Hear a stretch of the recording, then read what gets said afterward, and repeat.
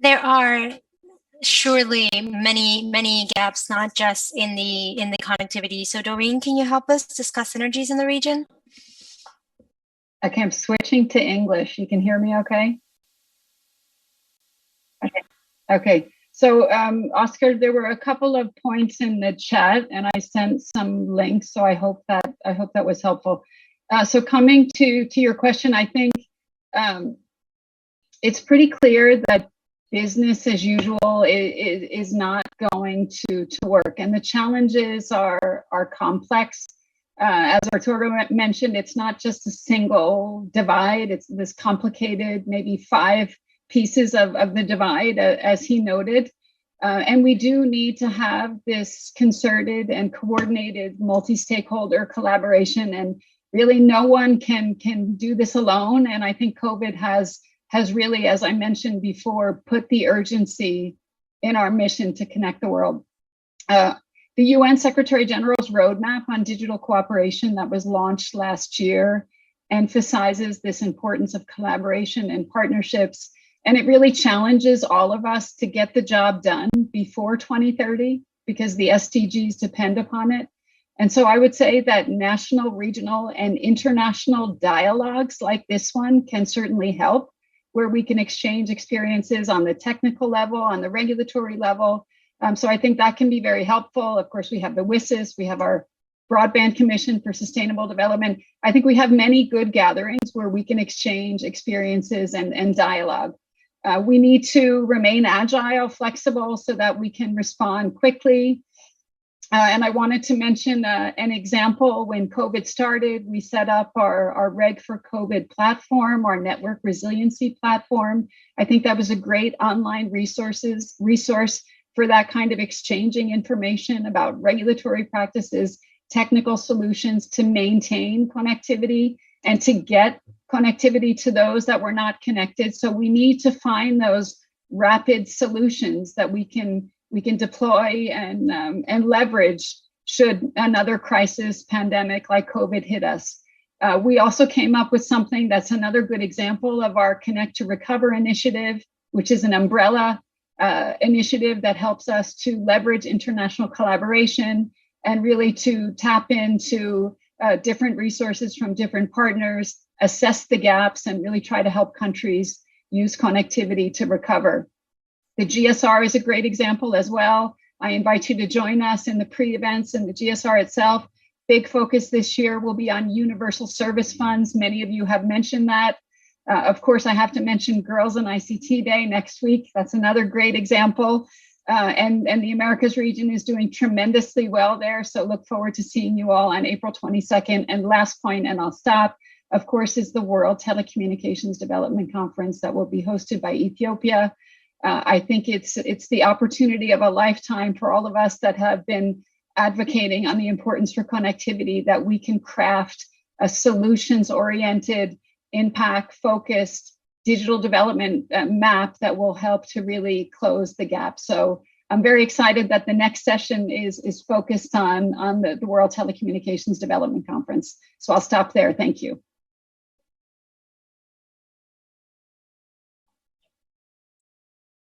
Thank you very much, Doreen. Thank you for the participation of the ministers. Thank you to the commissioner as well for your participation. We want to very quickly move on to the next panel. Maria Celeste will present who the next presenters will be. Santiago Reyes will be the moderator as well. But before that, I want to let you know that some of the questions that we have in the Q&A box with regards to the implementation of best practices.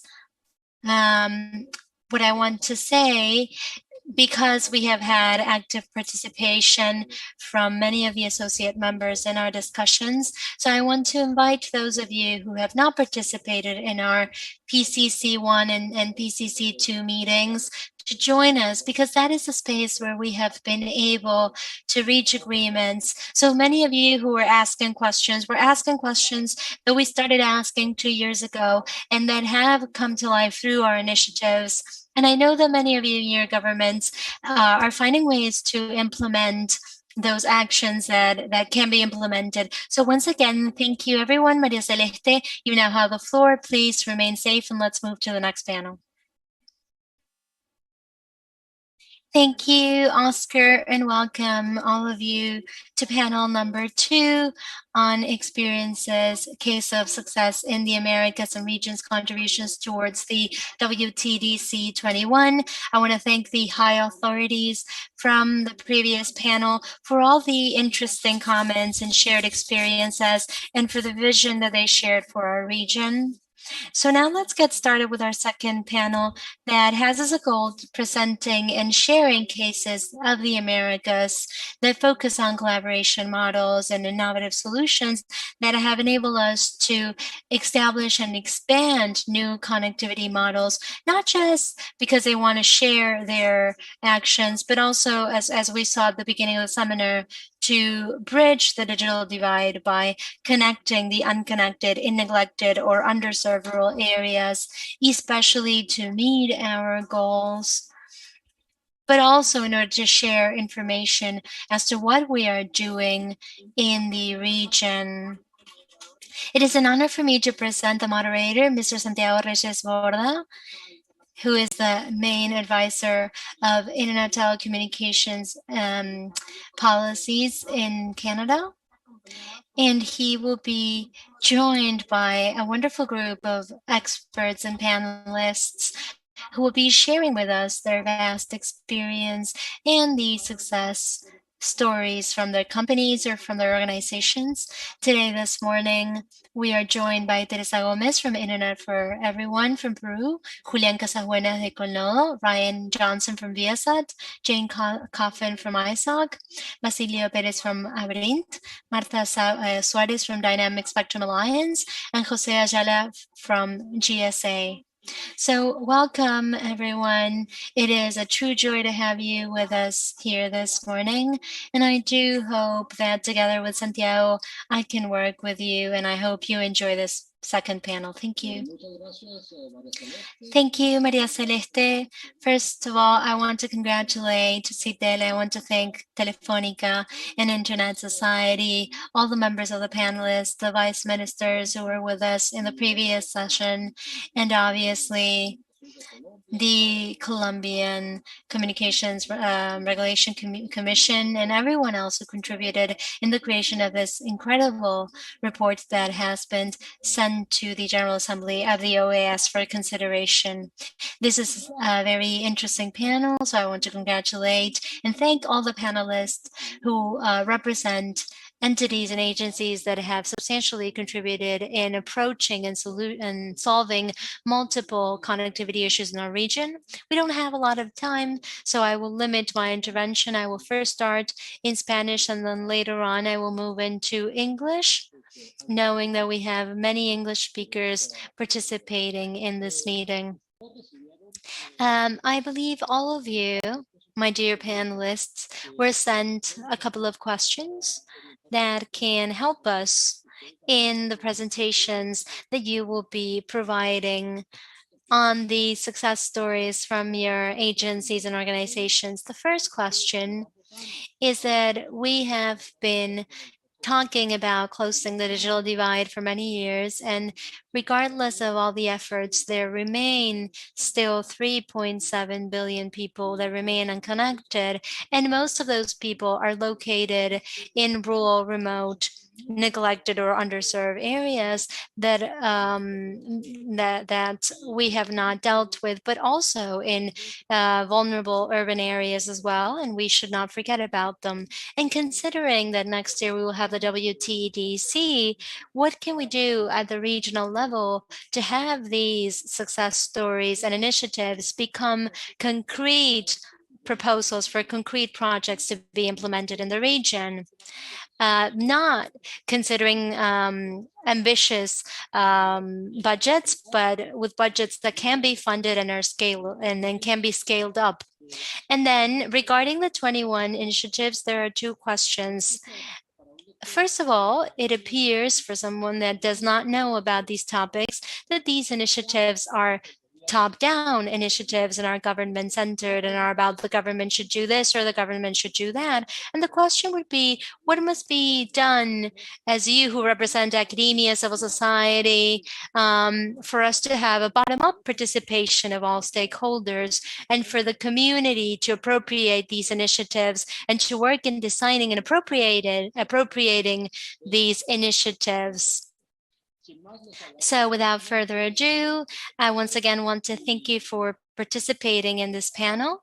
And I want to have then Teresa Gomez from Internet para Todos of Peru to get started with the excellent results that they are getting in her organization. Thank you. Good morning, everyone. First, I want to thank the organization, the OAS, for inviting me here today. And I want to thank everyone joining us. This is truly a wonderful opportunity for Internet para Todos to contribute to our common goal that has to do with bridging the digital divide. I have a presentation, Santiago, to share. I don't know if you share it for me or if I have to share my screen.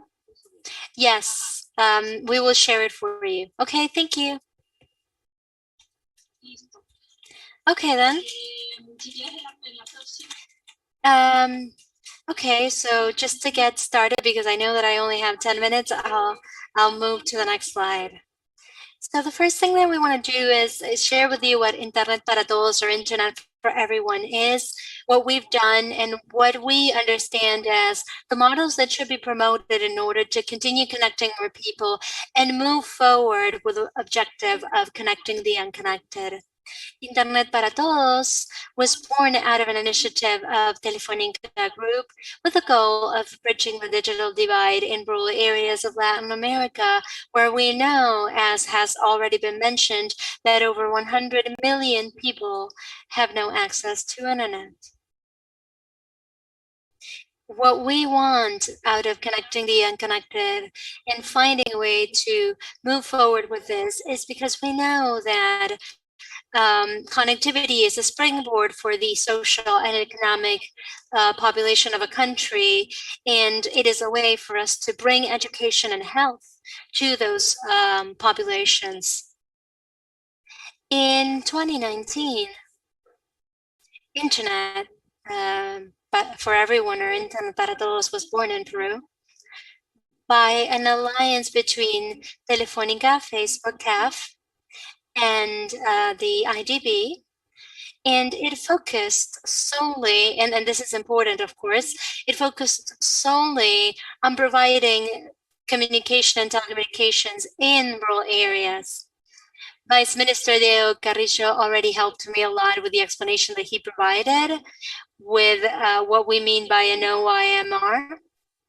And under this particular OIMR innovative model that is actually sustainable, we understood we could extend connectivity across the rural areas of the country in order to overcome the roadblocks that exist in the rural areas, such as complex geographies, low income, among other obstacles as well.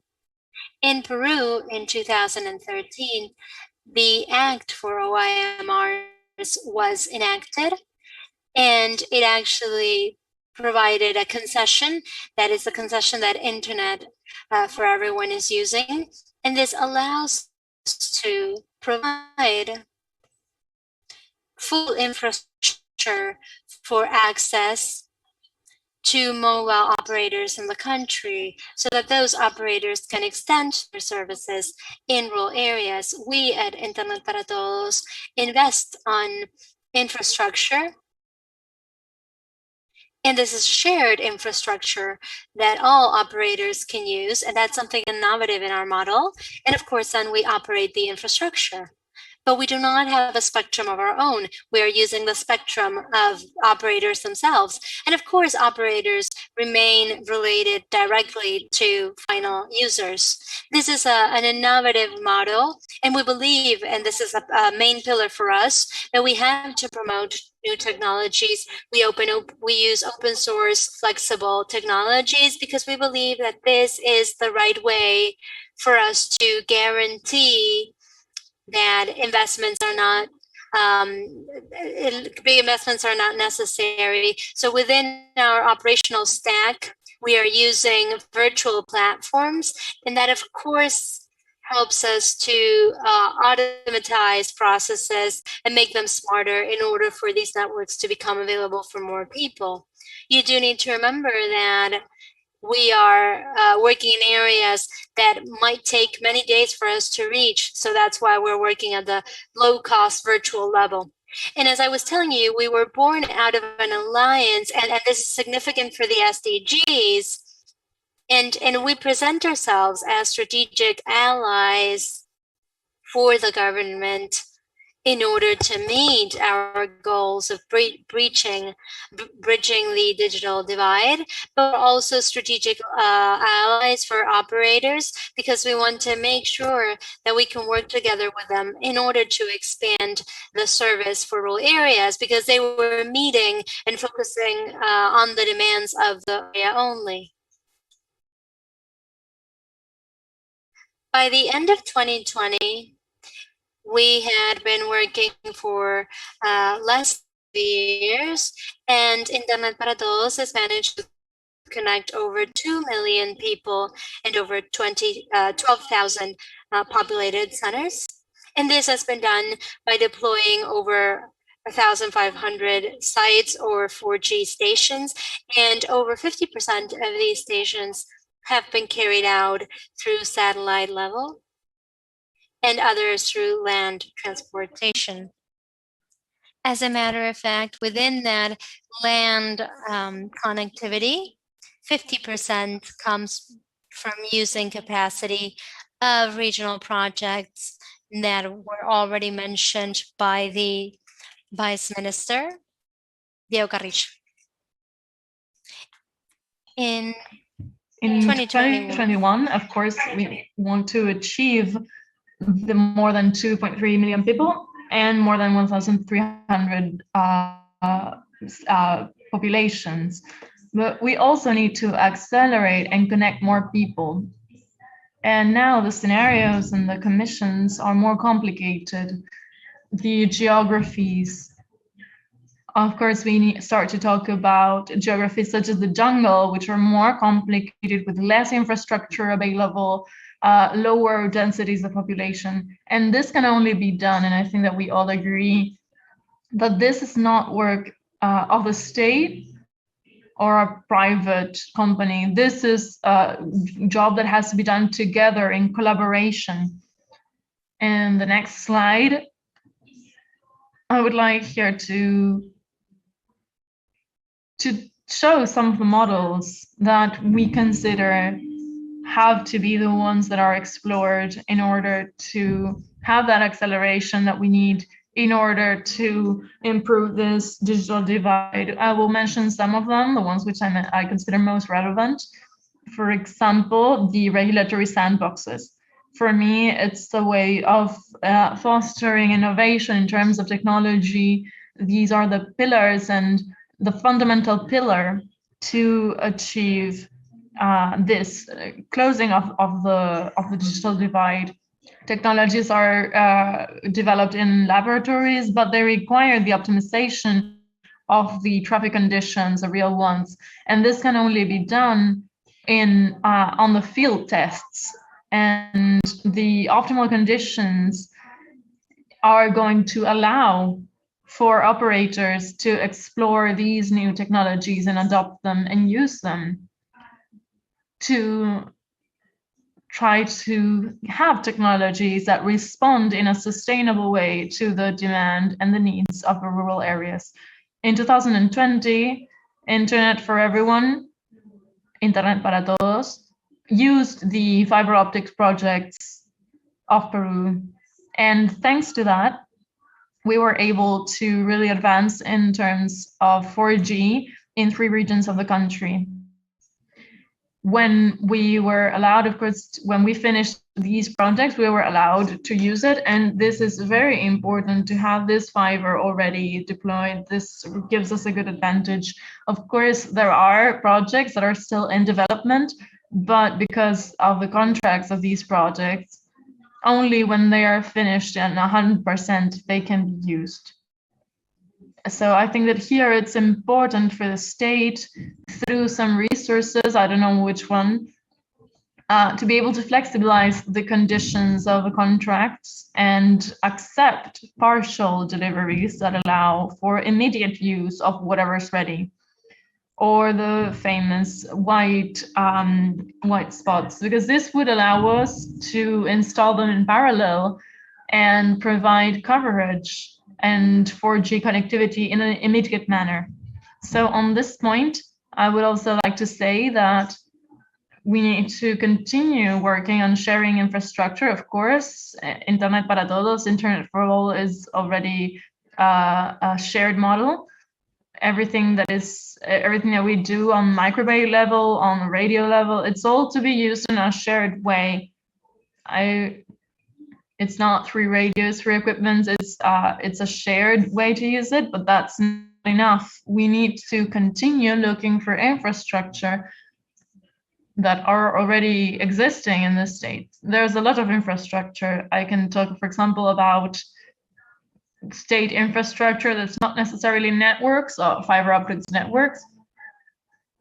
For example, the radio towers and television ones, the antennas could be a very important thing to have the 4G deployment be more viable, and connectivity as well.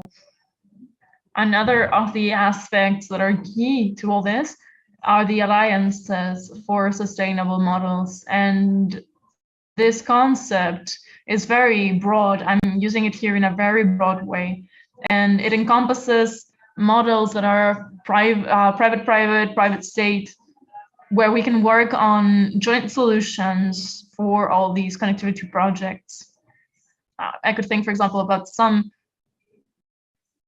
there are some sites, some places where there's difficulty with the land infrastructure. And so we think, and I've already heard it from others, that we could talk about satellites and satellite capabilities. And maybe there could be support from the state to provide this satellite capability while the private companies set up the access. So this could be seen as a provisional phase. We know that satellites and its consumption, it couldn't grow as much as we want to, but it could be a very important phase. I'm also thinking about the development even of satellite technology. Maybe for a single country it would be too much, but I think that if all the states agree on having a collaboration project, then we could also develop satellites in a cheaper way, because of course satellites are quite expensive.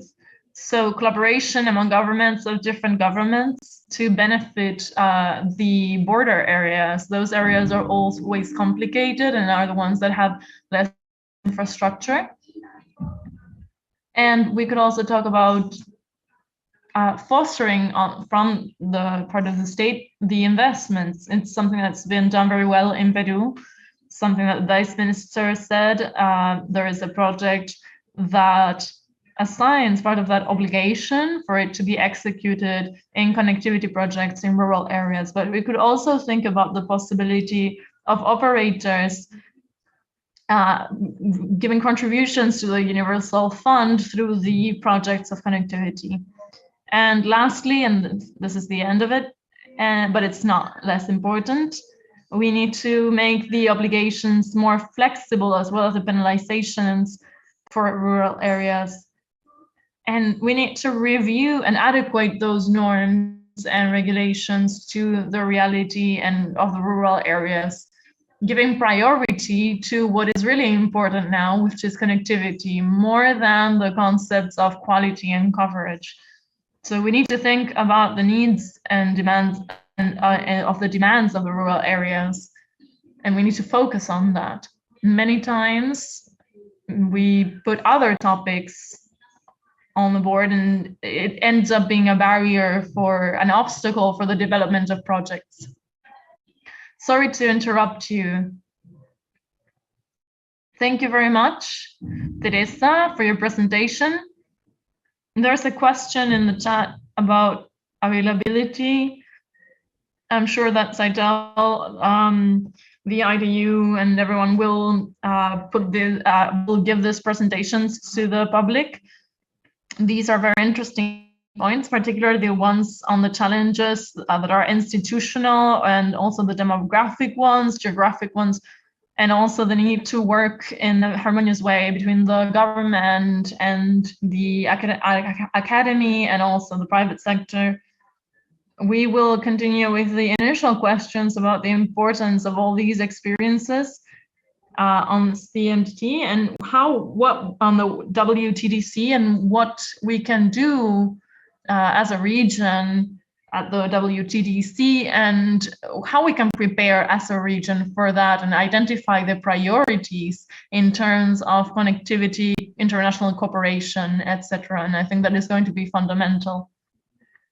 Actually, I want to invite Julián Casasbuenas, who I met many years ago in Colombia when Canada worked in the connectivity agenda of Colombia. Julián, welcome. Thank you very much. Thank you very much, Santiago. Thank you very much, CITEL and Internet Society, especially for the invitation to participate in this space. And I would like to talk about the perspectives of the organizations with which we work.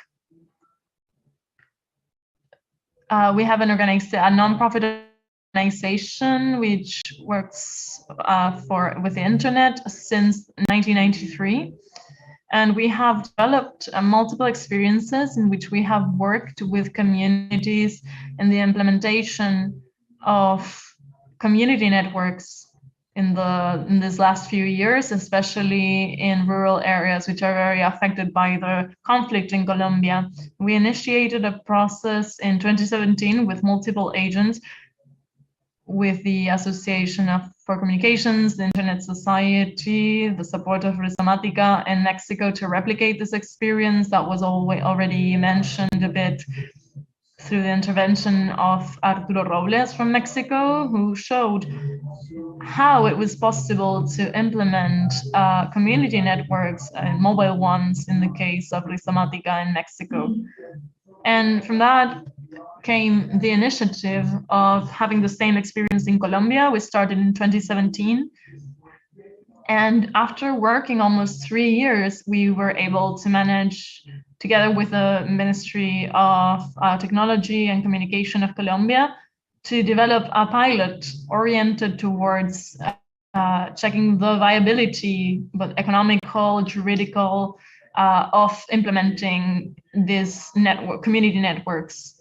And the ministry allowed us, not given to the community, that they allowed not just the community, but for the providers to deploy this. So from that, we have a series of reflections about this pilot that we consider are key to significantly improve connectivity and access. In this sense, we've seen many barriers from our point of view in managing the project to finish, because it ended in 2020 in October, and right now the network is not operative because we don't have the permit to operate. So we see that the recognition of community networks is fundamental, because with civil organizations, we tried for them to be recognized and be within the framework of the law, but we weren't able to do that. And even when there are recommendations that come from CITEL and the ITU, but that really limited the access and implementation of the public resources to foster this kind of initiative. This issue of not being recognized, despite us showing that this is an alternative to connect the unconnected in rural areas, this doesn't allow us access to the universal funds, universal access funds. So we know that the National Agency of the Spectrum, with the ICTs, they are really advancing in the framework of the networks, of the community networks. But we think that it's important in that development, in that regulatory development, to define the characteristics of the community nature and nonprofit nature, and the contribution that these initiatives can have to achieve the exercise of fundamental rights of these rural communities, which was already talked about, like how important this is in the use of ICTs. So when we read the definition of the ICT fund in Colombia, it's to fund programs to promote services and community access to ICTs, especially in rural and impoverished populations. So what we tried with this and with these initiatives is this, and we think that it's very relevant to have access to this type of resource for these initiatives, and not just for the ones that are proposed by the operators, the traditional operators. And also taking into account, especially taking into account that what we propose is to have this be for nonprofit initiatives. We also reflected about this in terms of the access of to the spectrum. As I mentioned, right now the project is not in operation in Buenos Aires, Cauca, where we implemented it, because we don't have a license, a permit, a mechanism that allows us to continue. We also see that the alternatives of secondary uses of the spectrum are very interesting. And this secondary use, we think, is one of the logics that are being implemented in Colombia in the obligations for the operators. We see that in this project of a resolution, there is a term that I highlight, and it's that these new alternatives and technologies and services are able to solve in the short term. And that short term is very important because the lack of connectivity and ICT services. As I said, we had this pilot which ended in 2019, and now almost 5 years later, we don't have anything that's concrete apart from the possibility of this being an enabler, which is the regulatory sandbox. And so we want to determine that and participate in order to establish mechanisms that allow us to continue and adjust these regulations that do not allow us to deploy these networks. Even though in Colombia, this allocation is still on the Ministry of the ICTs and the Ministry of Communication and Technology. Another very important aspect that we see is the access to fiber optics that's already deployed. We have seen that in community networks, especially in rural areas, and this has been mentioned a lot here, and they're underconnected. There's some connectivity, but it's very limited. It doesn't allow for telemedicine. It doesn't allow for video conferences, and the access to that broadband is not good. And in the case of Cauca, the project paid around $32 per megabyte per month to be able to access this level of broadband. While in urban areas, we pay around 25 cents per megabyte. So it's like we have put additional barriers and obstacles for the connectivity to the rural areas. And we need to think about subsidizing and how to lower these fees. We understand that the mechanisms that the operators have in their plans of financing do not make it viable to offer this type of connectivity, and this makes it very difficult to deploy broadband in rural areas.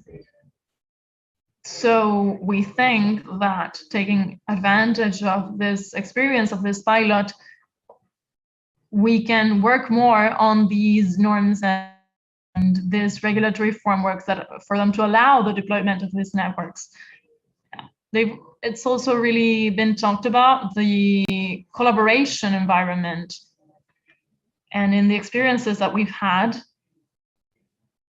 that collaboration of the multiple parts is very important to achieve autonomy in the installation and infrastructure of the networks, of the community networks, and the innovation of those dynamics. I really celebrate these spaces. I think the resolution has very important points that if we're able to implement them in Colombia, they would definitely generate an ease in these community models in which there are many agents involved. It's not just NGOs, there's also the academy, developments of technology, private companies, that if we work in a horizontal way and we can integrate these resources and knowledge, then we will certainly be able to extend the reach to the communities that are more far away.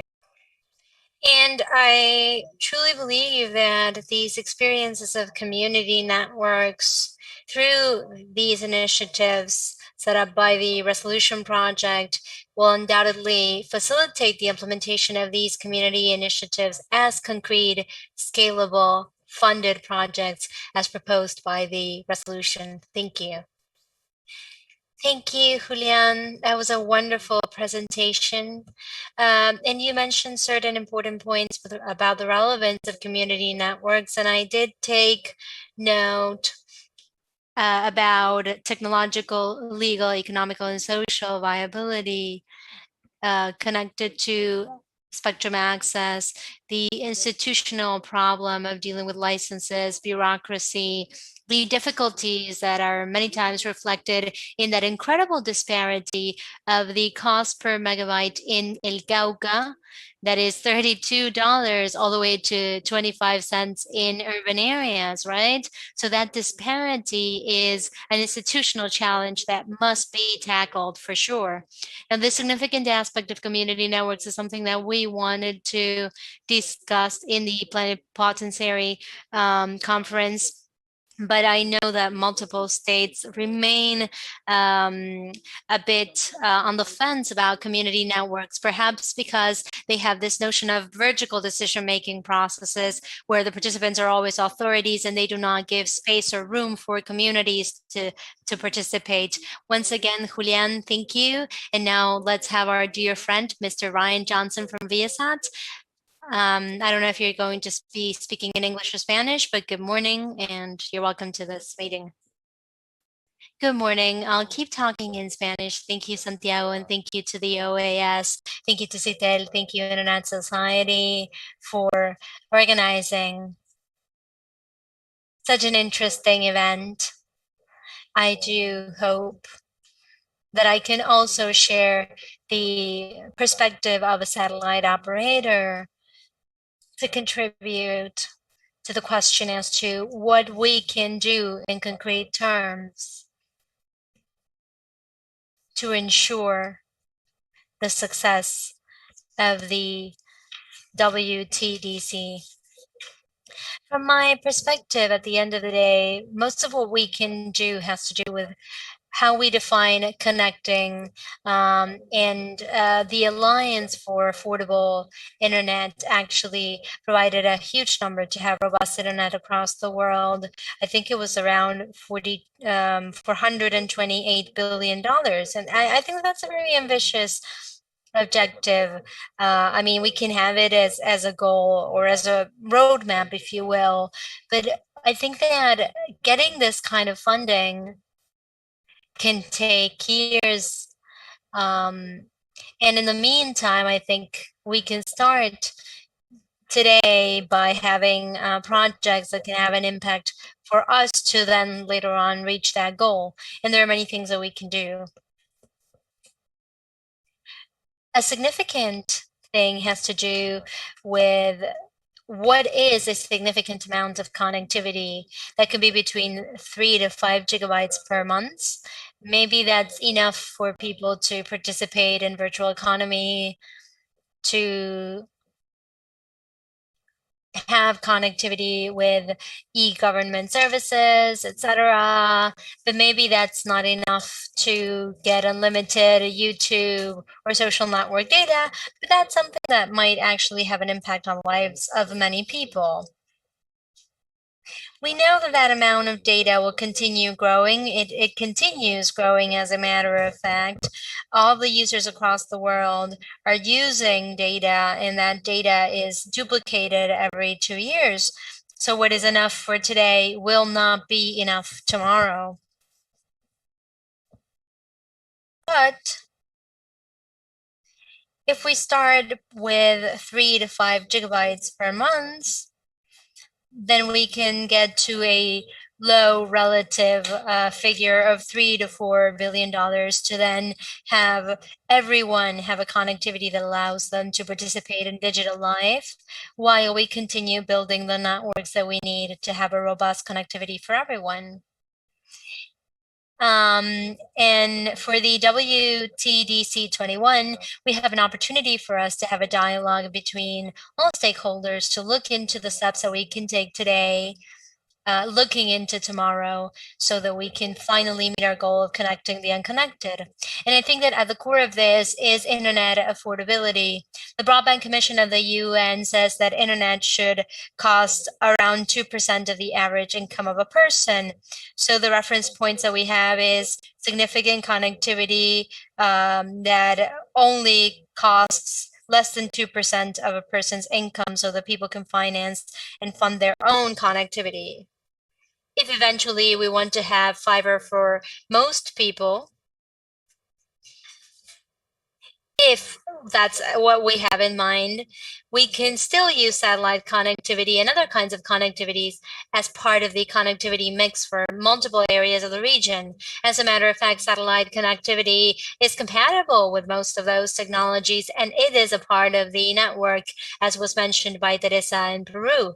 In that country, satellite connectivity is operating to increase the connectivity of land operators.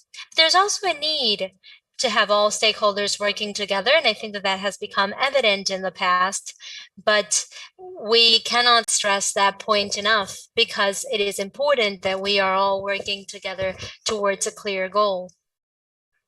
For us, as members of IASAD, one of the things that we have invested in significantly is working on research and development to work on affordability. We have an effective figure that shows that there has been a revolution in the satellite industry, because the capacity of satellites has been increasing by 500 times more than it used to have 10 years ago. And at the core of that, what we want is for gigabytes per second to decrease in costs. And as a matter of fact, the cost of gigabytes per second in satellite communication has become 400 times more affordable than in 2010. And in a couple of months, we will be launching the Viasat 3 satellite. It actually has 1 terabyte per second of capacity. And because the costs of a satellite are more or less fixed, launching and insurance and many parts of those costs remain always fixed. The cost of building and launching divided by the biggest amount of data implies that the cost of data can decrease by using satellites. And that has had an impact on the market, of course. For example, in Mexico nowadays, we are compared with prices and velocities of 4G. So our prices compared to that, and we want to keep that going for 5G as well. So we want to have similar prices too. And in our case, we decided that by going directly to those places that require connectivity and by providing a rather innovative business model, we will be able to participate more in the market, while also having the impact of connecting the unconnected. The way, or the model at least, that we want to have to do this is by having community internet. We have a satellite plate that connects to our network, of course, And that satellite plate is connected to a Wi-Fi network or by another last hub or last mile connectivity technology as well. It is generally set up in a store where people tends to go pay for services or for goods that they use day by day. So people go to that space to pay for data or for time, and they connect to the Wi-Fi network as if they were in Starbucks or in a hotel, right? And in Mexico, we are providing 10 megabytes per second services to users in many of those sites for about 50 cents of a dollar for 1 hour of unlimited browsing. So people can pay for their own connectivity and they use what they need. And sometimes it's not just for what they need because they can choose to use that that connectivity for something else. Some people use it for business, but some other people want to spend the weekend watching videos and they can use that connectivity for that as well. This is a project that we set up in Mexico first, but then it grew to Brazil, Guatemala, and right now we've moved to our first country in Africa. We're working in Nigeria, and we want to continue growing in Latin America by launching Viasat-3 next year, and we will continue growing throughout the region as well. We also participate in multiple public-private alliances that are considerably significant for us to consider in the WTDC. In Brazil, we have set up together with the Ministry of Communications around 15,000 sites under the GSAC program. We're talking about the electronic government for services and citizen attention in Brazil. We work in Brazil along with Telebus, the national satellite network for Brazil. And the work that we have done has been successful, first because of its scalability, because we have reached close to 15 municipalities in less than 2 years, and we're working with the ministry towards expanding this project in the future. We have also worked on specific projects, for example, with financial inclusion within Mexico. We have created an alliance with the Bank of Financial Services in order to create connectivity spots for financial inclusion in rural areas of Mexico. And in Jamaica in particular, we also have a project to connect hundreds of schools to provide education services as well. So for the regional context and for the WTDC, from our perspective, there are 3 clear approaches. One is to find ways to spread the best regulation, financial and public-private alliance projects to connect the unconnected.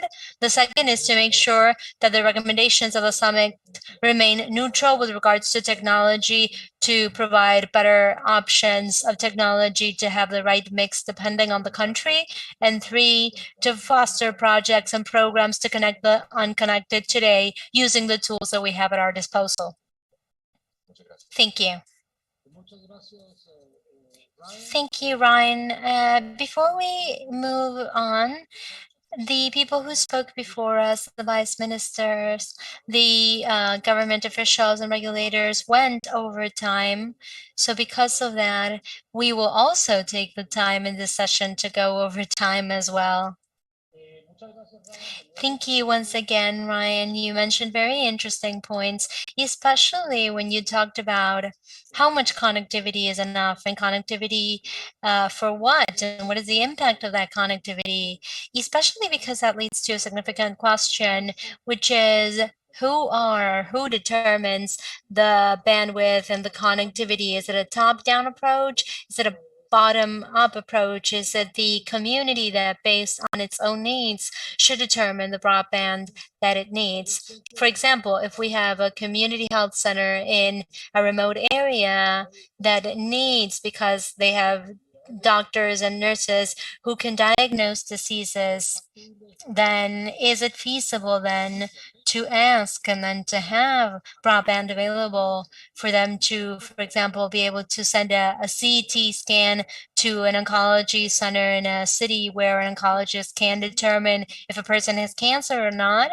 I mean, we're talking about things that relate to a fundamental aspect that has to do with the fact that the digital divide is associated with an economic and social divide, with an inequality in the distribution of income, and with poverty indexes across Latin America. And so in that sense, the digital connectivity is not just a tool to solve problems, but it's also a mechanism to bridge other gaps as well. And thank you, Ryan, for the suggestions as well, with exchanging policies, with being technologically neutral. You know, working with satellite connectivity, there are land connectivity operators too. And I know that you always have interesting conversations about the spectrum allocation, and those conversations are very much welcomed. And especially your participation in the WTDC is significant. Having said that, I will move on to English, not just because of our next speaker, but also because we have many speakers who speak in English. So once again, Ryan, thank you very much. And then may I please welcome my dear friend, Jane Coffin from the Internet Society, with whom I have for many years worked and seen her contributing so effectively to the work, not only in CITEL, but in the ITU. Good afternoon, or good morning still, Jane. You have the floor. Thank you, Santiago. And before I begin, I would just like to thank CITEL and the CITEL family. I first met many of you in around 2007, but my first WTDC was 1998, a long time ago. And this points to the importance of the collaboration that I've seen in the region, around the world, and working with many of you. It really is a collaborative effort that's going to create change. And thank you to all the ministers and the others that spoke. I would just say, from a protocol perspective, to make this easy, all protocols observed from my side so that I can continue. Santiago, you asked us what we could do in concrete terms to ensure that the next WTDC is different. And I think Doreen, you and others would agree, the 1998 Malta WTDC had many of the things on its agenda that we've seen in past WTDCs. We have an opportunity at this next WTDC. We have a platform for change. This is our opportunity. We have to come to that meeting energized and ready together to create change. It's really something that I've been thinking a lot about, because that platform will speak to the world. It will speak to global change. And it's a place for us to say, okay, let us move together forward. Because if we don't, things are going to stay the same. We've seen how important connectivity is during COVID, and we've seen how fast some governments and civil society and other actors have been able to work together to change the rules and regs on the ground. 6 gigahertz has opened up in so many countries, and thank you, Marta and team, for some of that with the DSA, great partners. And all of you who are working on this together, you've been able to make things change quickly. Mexico with social purpose licensing, which allowed a whole community of interest, an indigenous community in Oaxaca, to actually deploy a community network. And Julian, who's been working so hard to do the same, things can change if we let them. I'm going to list some things that I'm seeing from lessons learned, but I want to just back up one more moment and say that COVID we've seen the ability to coordinate and collaborate together and for change, and to come in with concrete proposals to the WTDC. CITEL also has always been a catalyst, always coming into meetings. It has seen it's a force for good, I think, coming together. We always can come together with a least common denominator that we all can agree on, and that has changed right now. And I hope in my short lifetime that we can really see this WTDC move us forward, bring partners together that normally don't have a voice, whether it's community networks or civil society some youth who want to see change as well, to talk about the importance of connecting. We've just seen it. The internet's been a lifeline during COVID, and we know that we have to continue to open things up collaboratively together. At the Internet Society, we've worked with so many of you here on this panel. We've worked with many of you throughout the CITEL family. We've worked with people around the world. We've worked on community networks for over 12 years. We've worked from Asia Pacific, Sub-Saharan, and Africa, to Europe, to Eastern Europe, to the Caucasus, to throughout the CITEL region. And that means from Argentina to the Arctic. A colleague of mine, Mark Buell, has been doing work, and he knows Santiago well, in a community that's 200 kilometers above the Arctic Circle. They have different needs, of course, with the climate there and the geography, but we can do this. There are ways to do it. The technology's gotten so much cheaper. If you look at the cost of transceivers and receivers, they've come down. If you look at the changes governments have made to allow the equipment in, customs duties coming down, taxes being removed, because if you keep the equipment in jail through customs duties, you'll keep your internet in jail. We can't get that equipment out of some customs houses on occasion. So we really need to work together to figure out that whole of government approach to allowing more connectivity.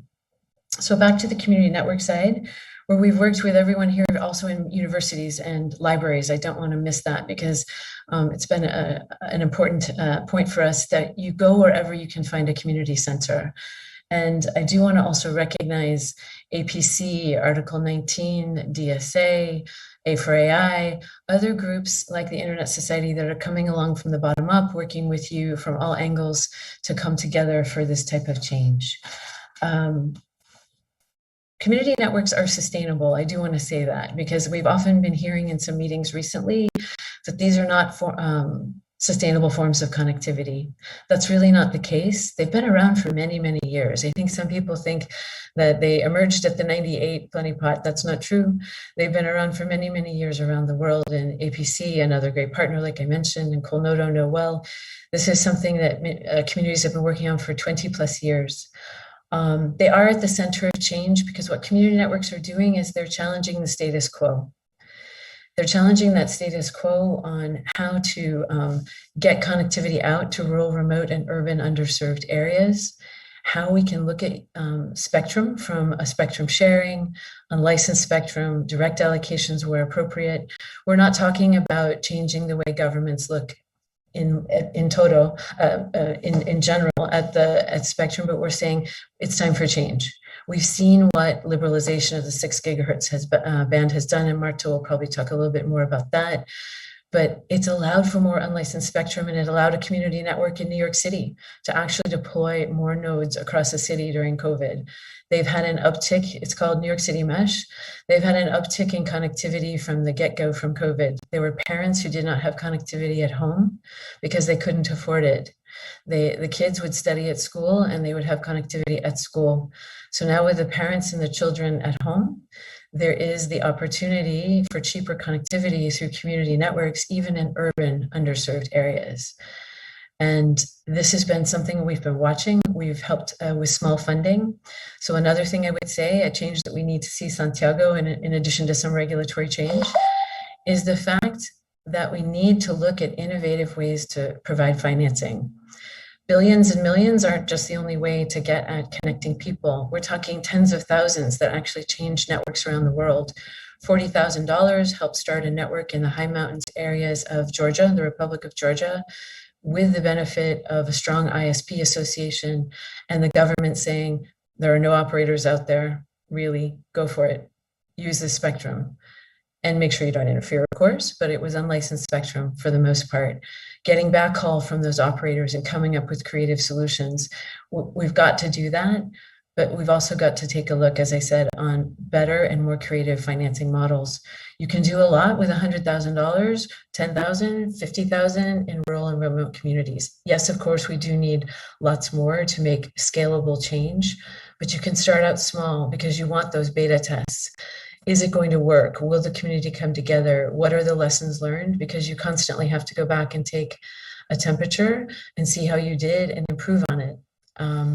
And I do want to go back to the points I was making about the regulatory change. In addition to spectrum, loosening up the spectrum a little bit and looking at that from an innovative perspective, and also the financing being a bit more flexible and innovative, is universal service reform.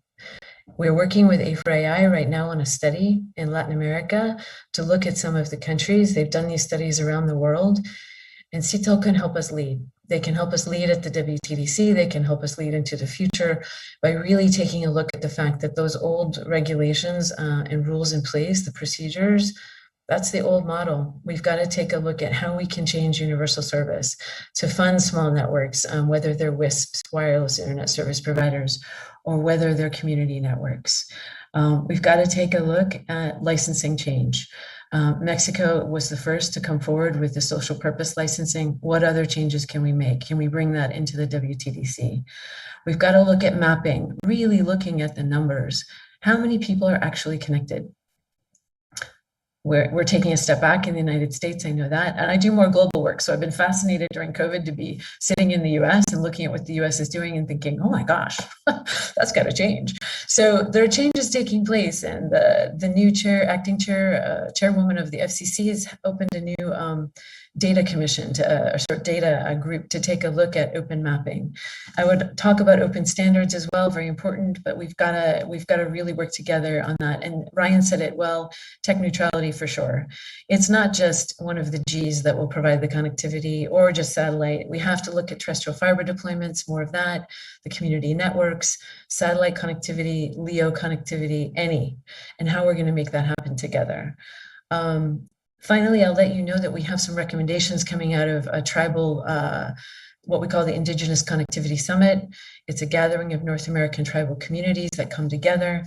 Their recommendations are much of what we've been talking about today and some of what we've heard, which is accurate mapping, inclusive community consultation, spectrum rights and sovereignty, capacity building, lots of training, infrastructure ownership issues, and an all-of-government approach where we've got to break down the walls among the government agencies to talk about connectivity. I know I'm going over time, but I just want to thank also Colnodo, who's been a great partner of ours, who's on the panel here, Marta as well, and all of you. So thank you very much. I know we can do this together, and it's time for change. Thank you very much, Jane. As always, we're all enthusiastic when we listen to your presentation, and I think you mentioned very important issues and the experience of ISOC throughout the world and in our region, but very important issues as they relate to community networks, particularly the need to address the issues of spectrum licensing, redes compartidas, as they've had in Mexico, liberalization of spectrum. And I know that Marta would provide us with an excellent overview from the Digital Spectrum, Dynamic Spectrum Alliance perspective, and of course her experience having led the National Spectrum Agency in Colombia. And of course, moving towards the WTDC, because there are several instances in which we can continue this discussion, and they're very important. But WTDC, which by the way will happen next year, provides a unique opportunity for many reasons. And in that purpose, our region, you, civil society, academia, private sector, governments, regulators, we have to come together first at the regional preparatory meeting for the Americas region so that we identify, if not 3, 4 concrete regional priorities, doable projects, and then transform those priorities into projects, and at the same time work within CITEL towards the conference itself in the preparation of inter-American proposals, not to go around modifying new resolutions, but to offer concrete alternatives. Less resolutions, more decisions, more projects. So thank you again, Jane, pleasure seeing you. And then I'm going to go back to Spanish as I don't speak Portuguese and it's not available.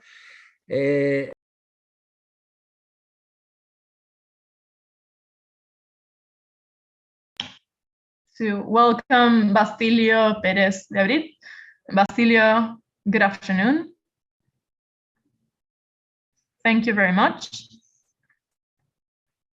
First, I would like to thank you for the invitation to join this very important panel.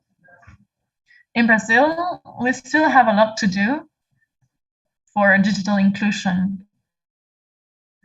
Abreu is an association of small internet providers, which has around 1,300 associates. So 1,300 companies that are associated with Abreu in Brazil. In Brazil, we have 15,000 small companies for internet access.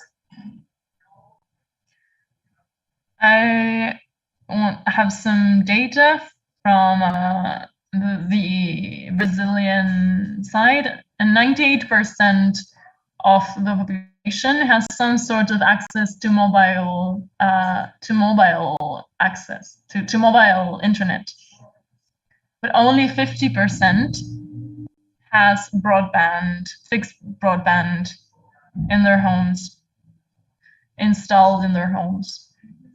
Abreu is the associates of Abreu, the providers, don't work with mobile technology. They work with broadband, fixed broadband internet. So we work in providing access to those people who already have a service. And we are also making new installations with a lot of success.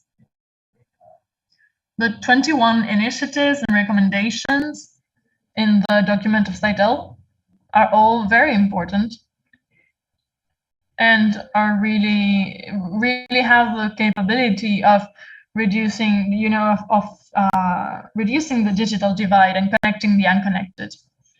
We are very satisfied and very happy to see the initiatives that were presented. In Brazil, we have a situation which can serve as reference because in some way, part of those recommendations and initiatives are already being done here in Brazil. In Brazil, the same as in other countries, there are 3 big telecommunication companies and millions of users. 3, 4, 5 million users each.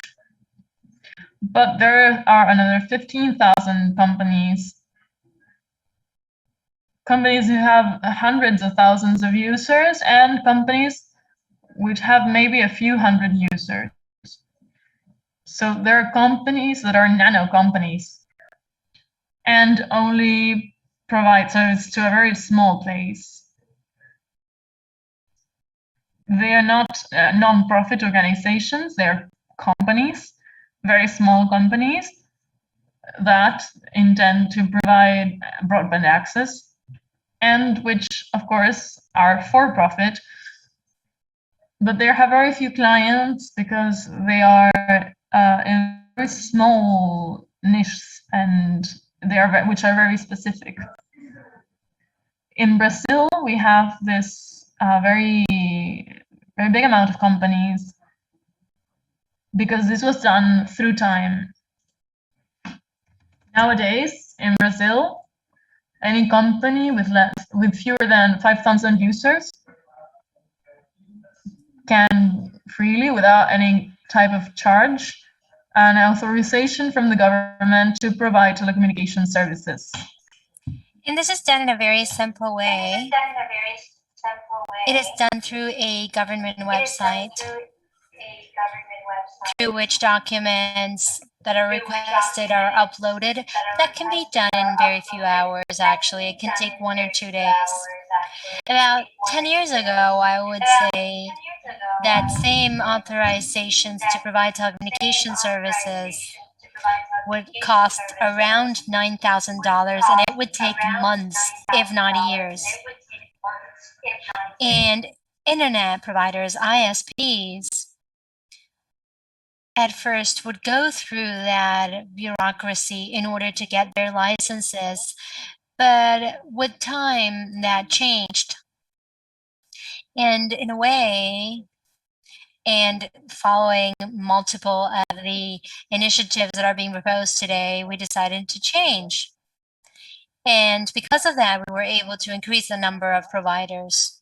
Now, the natural advantage of having so many companies is that at first, they don't necessarily compete with big operators because these companies don't provide certain services. They rarely provide TV services along with cell phone services along with the internet. Most of them only provide internet services. They are mainly focused on that. These small companies only provide internet services.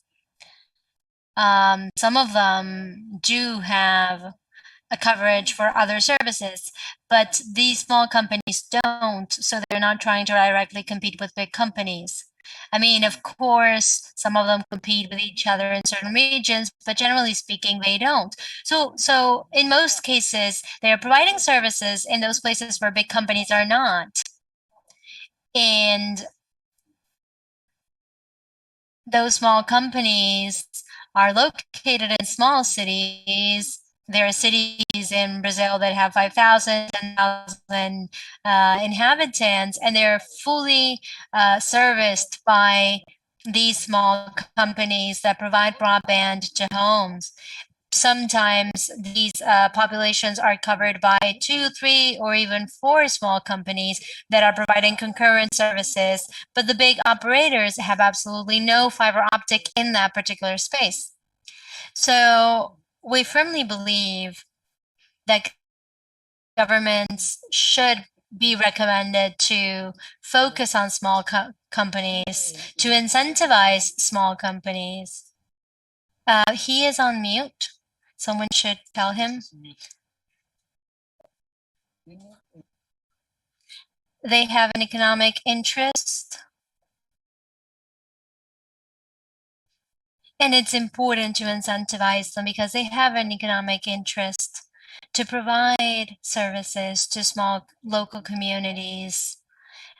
Because for big companies, there is no really return on investment. It's a natural thing. I'm not criticizing them. I'm saying that those big companies find no return on investment when they are providing services to small cities. They are providing services to big cities where they know they will have a big return on investment. If we're talking about big cities such as Sao Paulo, and we look at the peripheral areas of those cities, we only have small operators providing services there and not big companies working there.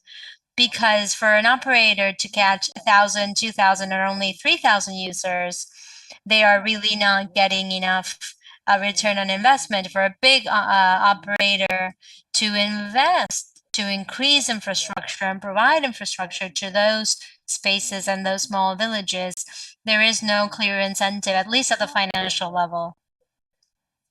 So what we've noticed, and something that we believe is significant in the initiatives, is the use of the UAFs.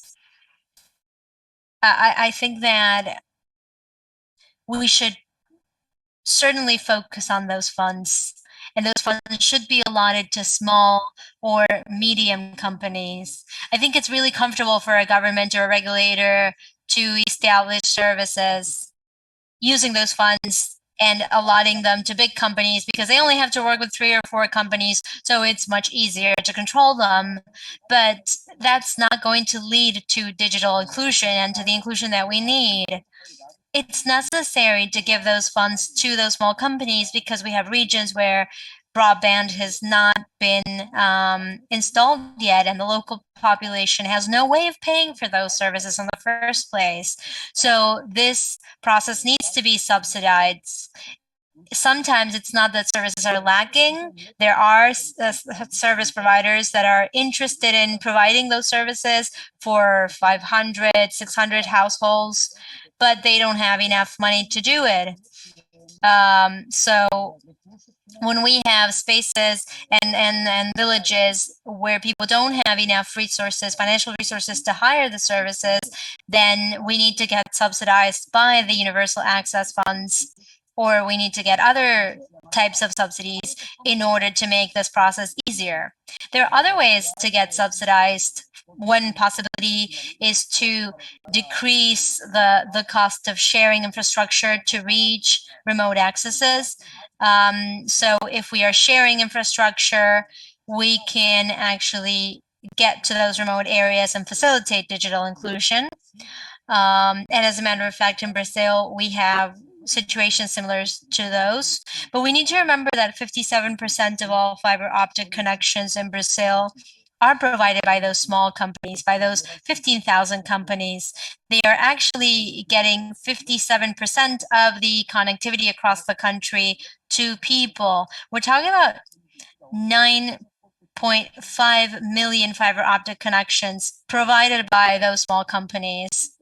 In Brazil, we have 16 million households that are receiving fiber optic, and half of that is being provided by small companies. So what I would say is that we need to incentivize the activity of small companies with as much as we have. Thank you.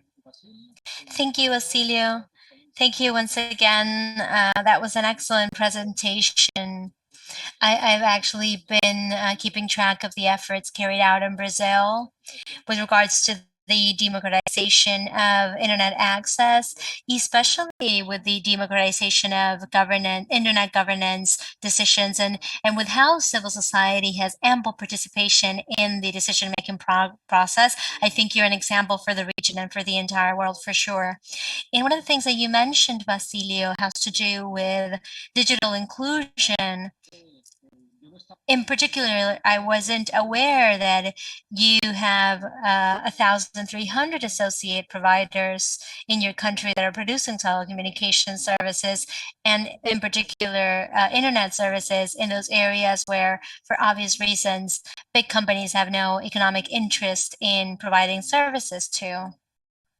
And in that sense, when you were reflecting about the recommendations that the CITEL has made to the OAS, I want to focus on how we can work together to translate those initiatives into action, for them not to be archived just as a mere resolution, but for them to actually become concrete actions. So I would suggest that we should collaborate and work jointly to see how all of you and other agencies and organizations that are working on this subject to have a more clear active participation in decision-making processes in CITEL and in the ITU. I know that it is very hard for some of you to participate. I'm sorry, my dog is barking. It's my golden retriever. Every time I say ITU, he barks. I don't know what that's about, but I'm sorry for the barking. It's part of the virtual world issue, right? We have to share everything with our kids, with our dogs, with our wives. But anyway, once again, Basilio, thank you very much. And I do hope that as a result of this seminar, we are able to strengthen this network, to remain in contact, and to work jointly, looking to the WTDC and looking to other meetings and summits as well, especially so that all of the experiences that you have can be heard and then they can be reflected upon in order for those big conferences to actually make decisions based on them, because those conferences are not for the ministers of telecommunications, they are for the people that we have to answer to. It's that 3.7 million people that are not connected. So once again, Basilio, thank you very much.